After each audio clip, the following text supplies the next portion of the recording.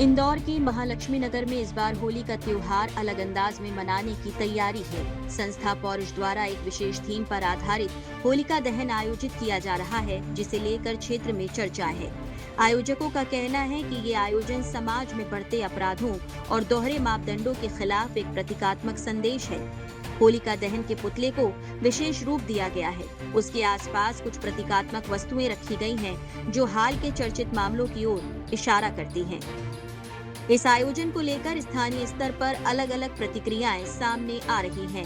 कुछ लोग इसे सामाजिक जागरूकता का प्रयास बता रहे हैं, तो कुछ इसे विवाद को जन्म देने वाला कदम मान रहे हैं। त्योहार के माहौल में इस तरह की थीम पर सवाल भी उठ रहे हैं।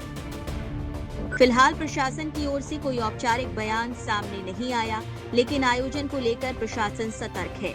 सर देखिए, होलिका जो है स्वयं महिला ही थी और उसने अपने भाई हिरण्यकश्यप के बेटे भक्त प्रहलाद का दहन करने का कुत्सित प्रयास किया था। चूंकि वो भगवान विष्णु के बहुत बड़े भक्त थे, इसलिए उन्हें आग नहीं लगी, होलिका स्वयं जल के हो गई खत्म।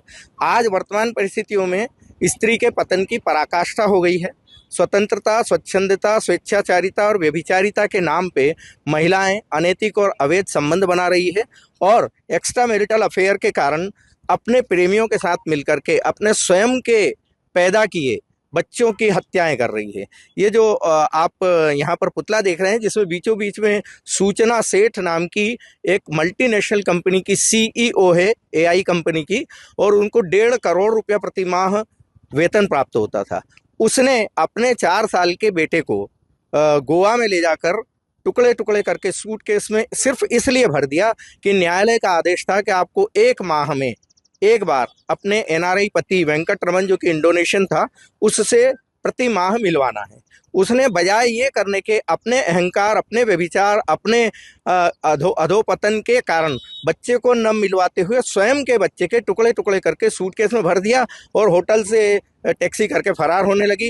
होटल वाले को जब शंका हुई तो उसने पूछा कि आपका बेटा था, लेकिन अब नहीं है, तो बोले रिश्तेदार के यहाँ गया। लेकिन जब उसे खून दिखाई दिया सूटकेस से, तो उसने जो है ड्राइवर को फ़ोन करके बोला कि पहले थाने पे आप रोक देना।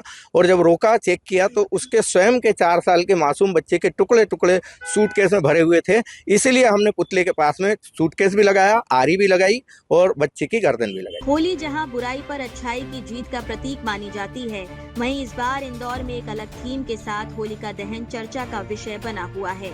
अब देखना होगा कि ये आयोजन समाज में किस तरह की प्रतिक्रिया और संदेश छोड़ता है। इंदौर से पंजाब केसरी के लिए सचिन बहरानी की रिपोर्ट।